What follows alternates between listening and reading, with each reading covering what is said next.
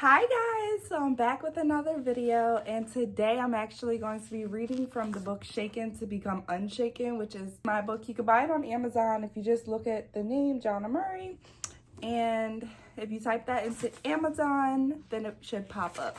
So last week we read the first part of Shaken to Become Unshaken, and that was past research. And today we are going to read about my childhood.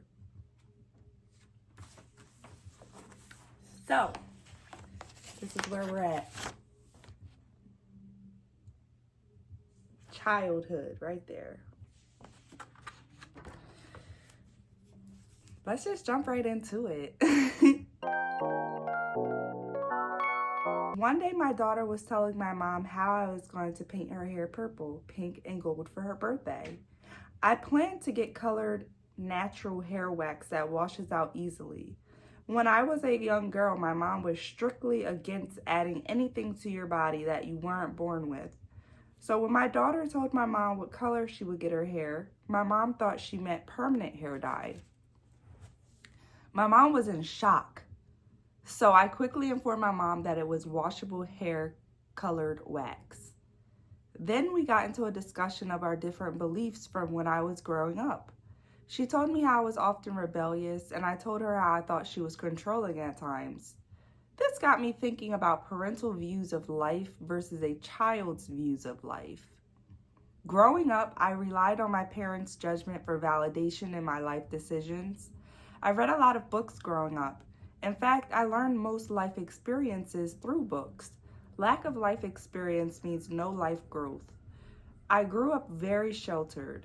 When it was time for me to leave home, I was thrown into the world naive and overwhelmed. I developed social anxiety. I didn't trust anyone. I didn't even share secrets with my sisters. My mom was very much a mama bear who protected me from negative experiences or people. In my research, I learned about boundaries and how I didn't have them.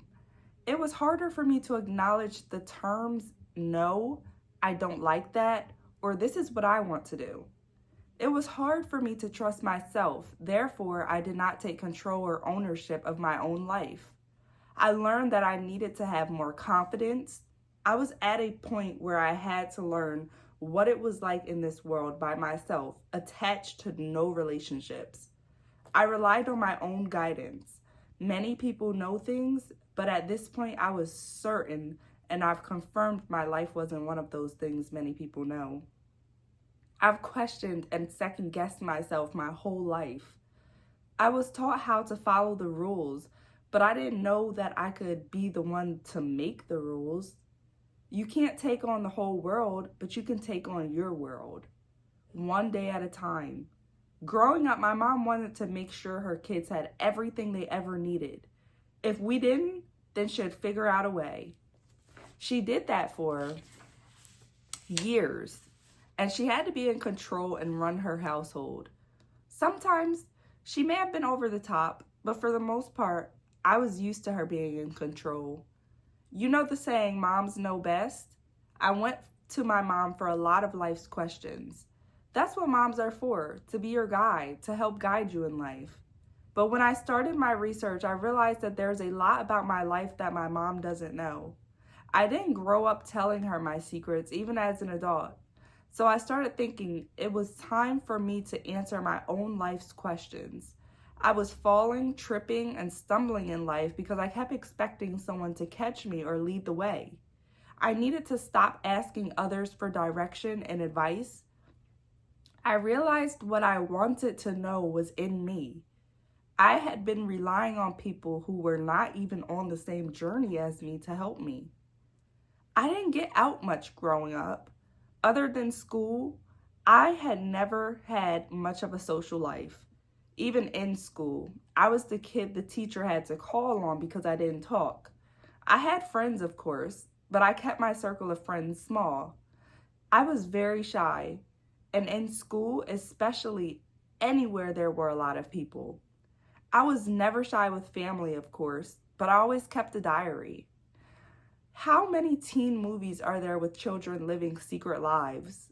It depends on the parenting style and the relationship between the parent and child when it comes to how a child will turn out as an adult in society.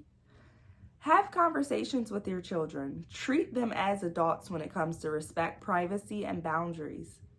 Talk to them about what is going on in their heart and mind. This doesn't have to be a heart-to-heart sentimental conversation. It could just be a day-to-day conversation about their school project, friends, stress, and their passions. Just in conversation, passing by in the kitchen before going upstairs to watch your movie. Maybe ask to watch a movie together to initiate conversation. Talking to your children is important. As a parent, you may think you know your child because you birthed them. They were part of you and you're raising them, so surely they have the same belief system as you. But as a parent, you have to think of raising your child as getting to know them. Their brains are developing and they are coming into their own personality. Talk to them as you would try to get to know someone you don't know as they are growing up. Talk to them about life skills and the things happening in the world. That's important because someone else in this world may teach them the hard way. You want them to learn from you. Relate an experience in your life to things in their life. Tell your children your feelings. It's okay not to be perfect. Don't go as far as complaining about the bills to your children because bills and the grocery receipt should not concern a child. They should know the value of money and why it's important, but it's the parent's responsibility to pay the electric bill that month. It takes much skill and love to be a parent. You really have to love yourself. Raising human beings is a delicate process. Many do it, but many need guidance. In my research, I read about different points in my life growing up with my mom. I learned a lot about her mindset in raising 3 girls with my dad. Growing up, my parents always made sure to support whatever their children wanted to do. If they didn't agree with my life decision, they'd tell me by giving me other ideas. But they always took the time to listen and hear my plan out. They've always been my biggest supporters. When I'm excited about a new project I'm working on in life, then they get excited. When I accomplish something, they make sure to throw a party. That's how it's always been. Once it was a time to grow up and be an adult, raise children, work, a career, get into a relationship and socialize with all their friends and family, I realized I needed to back up and figure out what I was missing in life or what I needed to find to feel normal. As an adult, I felt alone. My shyness and tight-lipped attitude did me no justice in this cruel world. And so I got walked over, talked over, and overshined. Before my research, I thought I didn't just shine enough, but now I know. I've always shined bright. I just didn't know my own power. For years, I let others dim my shine because they were blinded by it, or I dimmed my shine to fit in. For the longest, I didn't want to shine because I didn't like the way my shine shined or because I simply didn't attempt to put myself out there. To grow, I had to do that. Because when it was time to venture off into the world, I rather stumbled than walked. When you're thrown out into the world and you don't stick the landing, it could be overwhelming. This is when depression, anxiety, and other disorders are bound to happen. I dealt with depression and anxiety as a child. It grew with me as I became an adult. So let's get into the next part of my book, which is sexuality. I explored sexuality in my research. I didn't have sex until I was 17. I had first thought about it when I was 15 and started talking to boys. The thought of sex had always disgusted me before then. But I found out my sister was pregnant and that meant she was having sex. I thought she would never do that. Now I believe that way of thinking was childish. I was a child. I only wish that I'd spoken with her about things in life. She was figuring out life too.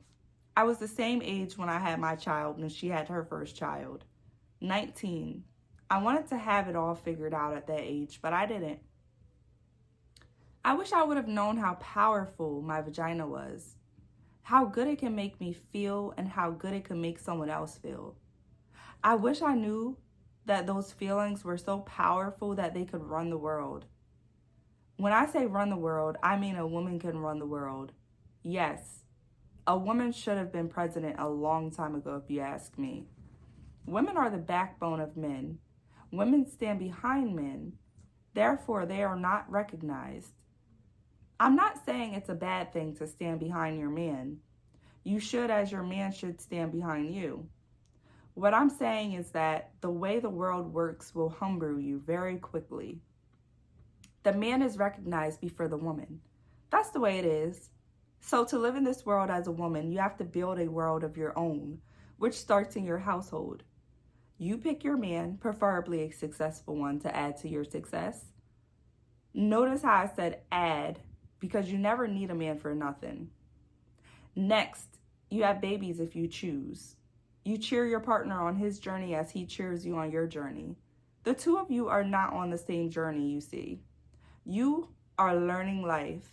You are learning your life, sharing your life experiences as he is learning his own. The two of you are only sharing your life experiences with each other and visiting each other's journeys. That is how you have to view a relationship. That is how you have to view not just a partnership with a romantic partner, but all relationships. You don't want to become dependent on a job or in a relationship, because when you separate from it, this is when loss of identity comes into play. You have to know who you are independently. Even with a stranger, you share an experience or an encounter. For example, at a job, when you have a conversation with your supervisor, after the conversation, they should have learned something, and you should always take something away from the encounter, no matter the context of the conversation. Your experiences are your experiences. It's important to teach children this. As a child, they have to know this. Things like my body is my body and my personal space. I always knew that I had a voice, but I didn't know that my voice had power. So that was the sections sexuality and childhood. So I can't wait to get into the next sections of my book with you guys next week. It's gonna be a read, honey. Okay, we're gonna skip around a little bit to my relationship with B, and what that relationship was like, what happened to me in that relationship, and a little bit about domestic violence. So stick around for that read for next Monday, for Motivational Monday. And I hope that you all look at your success, process, and stay blessed. And I'll talk to you guys another day.